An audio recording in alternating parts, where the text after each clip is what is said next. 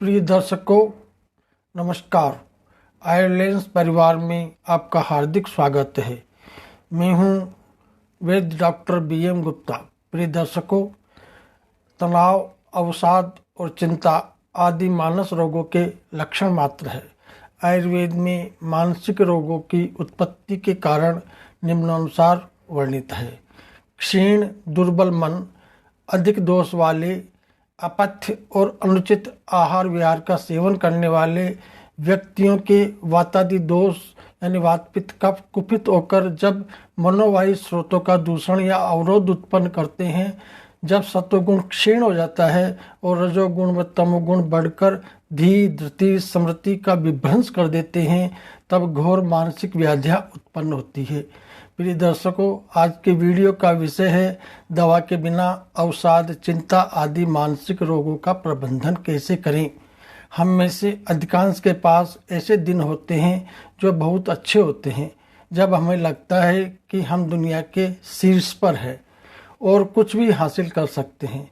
फिर ऐसे दिन भी आते हैं जब जीवन इतना महान नहीं होता और हम उदासी, पश्चाताप, अपराध बोध, क्रोध या अन्य नकारात्मक भावनाओं से भरे हुए होते हैं। जब ये नकारात्मक विचार हमें घेरने लगते हैं तो हम आसानी से अवसाद या चिंता की भावनाओं में पड़ सकते हैं। हम में से बहुत से लोग ऐसे कई व्यक्तियों को जानते हैं जो चिंता या अवसाद के लिए दवा ले रहे हैं। ऐसे मामले में चिकित्सा देखभाल आवश्यक हो सकती है, क्योंकि अवसाद और चिंता आत्मघाती विचारों को भी जन्म दे सकती है। नकारात्मक मंदी से बाहर निकलना मुश्किल हो सकता है, लेकिन आत्म देखभाल की कुछ आदतें चिंता और अवसाद या डिप्रेशन के लक्षणों को कम करने में भी मदद कर सकती हैं। यदि आप चिंता या अवसाद आदि मानसिक रोगों से जूझ रहे हैं तो खुद को खुशहाल जीवन की राह पर लाने के लिए मैं यहाँ कुछ सुझाव दे रहा हूँ। कृपया ध्यान दें। पहला है व्यायाम। अध्ययनों से पता चला है कि अवसाद आदि मानसिक रोगों से निपटने में व्यायाम अत्यधिक फायदेमंद है। व्यायाम एंडोर्फिन के स्तर को बढ़ाता है और मस्तिष्क को सकारात्मक तरीकों से खुद को फिर से संगठित करने में मदद करता है। व्यायाम की एक ऐसी शैली खोजें जो आपकी जीवन शैली के अनुकूल हो। आप योग, दौड़ना, बाइक चलाना, जिम जाना, तैराकी करना, पैदल चलना, लंबी पैदल यात्रा आदि कर सकते हैं। शरीर को किसी भी तरह से हिलाना फायदेमंद हो सकता है। दूसरा है प्रकृति, नेचर। बाहर समय बिताएं। प्राकृतिक धूप हमारे शरीर में विटामिन D के स्तर को बढ़ाती है। धूप में बैठना, पार्क में जाना या प्राकृतिक जल स्रोतों के पास रहना आपको शांति और स्थिरता में वापस ला सकता है। तीसरा, आहार, डाइट। जब हम चिंतित या उदास महसूस करते हैं तो हम घबराहट में या भावनाओं के कारण भोजन कर सकते हैं, या हम भोजन छोड़ सकते हैं और बिल्कुल भी नहीं खा सकते। इस बात का ध्यान रखें कि आप अपने शरीर में क्या डालते हैं। ताज़े फल, सब्जियां, कम वसा वाले प्रोटीन, मेवे और फलियां न केवल आपके भौतिक शरीर के लिए बल्कि आपकी मानसिकता के लिए भी बहुत फायदेमंद रहेंगे। चौथा है सूचियाँ। कभी कभी जीवन बोझिल हो सकता है और हमें आश्चर्य होता है कि हम सब कुछ ऐसा करेंगे, ये हमें चिंता या अवसाद की स्थिति में डाल सकता है। दैनिक करने योग्य सूची रखने से आवश्यकताओं को प्राथमिकता देने में मदद मिलेगी। जैसे जैसे हम अपना दिन गुजारते हैं, सूची से चीज़ों को हटाना उपलब्धि की भावना देता है। पांचवा है आप ध्यान करें। अक्सर लोग इस शब्द से डर जाते हैं या सोचते हैं कि उन्हें ध्यान करना नहीं आता। ध्यान कई रूपों में आता है। यह दिन में केवल अपनी सांसों को सुनने में 5 से 10 मिनट बिताने जितना सरल भी हो सकता है। प्रतिदिन अपने आप को शांत रहने और मन की बात सुनने के लिए कुछ समय दें। ये कहीं भी हो सकता है, आपके लंच ब्रेक पर, सुबह सबसे पहले, शाम के लिए रिटायर होने से पहले, आपकी कार में, आदि आदि। हमारे जीवन के बारे में हमारे अधिकांश प्रश्नों का उत्तर दिया जा सकता है यदि हम सुनने के लिए समय निकालें। भीतर शांत आवाज़।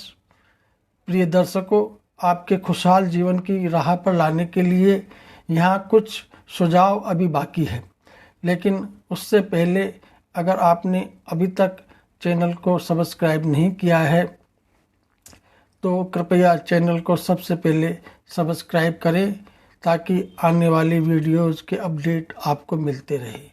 तो फिर चलिए चलते हैं अपने अगले सुझाव पर। छठा है मौज मस्ती। जीवन केवल काम और जिम्मेदारियों तक ही सीमित नहीं है। जिन चीज़ों को आप पसंद करते हैं उन्हें करने के लिए आप समय निकालें।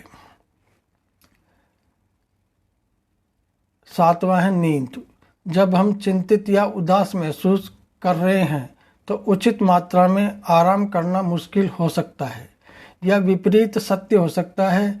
जब हम उदास होते हैं तो हम केवल नींद ही लेना चाहते हैं, यानी सोते ही रहना चाहते हैं। पर्याप्त नींद न लेने से भावनाओं पर बुरा असर पड़ सकता है या बहुत अधिक नींद लेने से हमें पूरे दिन सुस्ती महसूस हो सकती है। सोने का एक शेड्यूल बनाने की कोशिश करें। हर रात एक ही समय पर सोएं और हर सुबह एक ही समय पर उठें। आठवां है इम्पोर्टेंट सकारात्मक सोच यानी पॉजिटिव थिंकिंग। जब हमें लगे कि हमारी दुनिया बिखर रही है तो सकारात्मक सोचना हमेशा आसान नहीं होता। अपनी सोच के प्रति जागरूक होने और अपने प्रत्येक नकारात्मक विचार को सकारात्मक विचार से नकारने के लिए सचेतनता और अभ्यास की आवश्यकता होती है। अवसाद और चिंता हमारे सोचने के तरीके के लक्षण हैं। दवाएं लेने से हमारी सोच का पैटर्न नहीं बदलेगा। अपने आप से ये पूछना कि आप एक विशेष विचार क्यों रख रहे हैं और कठिन परिस्थितियों को स्वीकार करने का प्रयास करने से कुछ शांति मिलेगी। उदाहरण के लिए, यदि आपको ऐसे किसी व्यक्ति ने धोखा दिया है जिसे आप प्यार करते हैं तो अपने आप को याद दिलाएं कि आप अन्य लोगों के व्यवहार को नियंत्रित नहीं कर सकते। लोग वही रहेंगे जो वे हैं। अपने जीवन में अन्य सभी लोगों को देखें जो अद्भुत है और जो आपका समर्थन करते हैं। नवा है जल यानी वाटर। जल जीवन के लिए अत्यंत महत्वपूर्ण है। हाइड्रेट रहना सुनिश्चित करें क्योंकि इससे अशुद्धियों को साफ करने और सिर दर्द को दूर करने में मदद मिलेगी। सामान्य नियम यह है अपने शरीर के वजन को 2 से विभाजित करें, यानी आपको प्रतिदिन कितने औंस पानी की आवश्यकता है। अवसाद और चिंता से निपटने के लिए स्व देखभाल के इन तरीकों का उपयोग दवाओं के बिना या दवाओं के साथ भी किया जा सकता है। यदि आप लत से उबर रहे हैं तो अवसाद और चिंता दोबारा लत का कारण बन सकते हैं।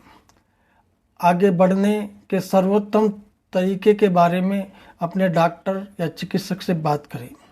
प्रिय दर्शकों, आज के लिए बस इतना ही। मुझे उम्मीद है कि आपको ये वीडियो जानकारीपूर्ण और आपको स्वस्थ जीवन जीने के लिए सहभागी बनेगा।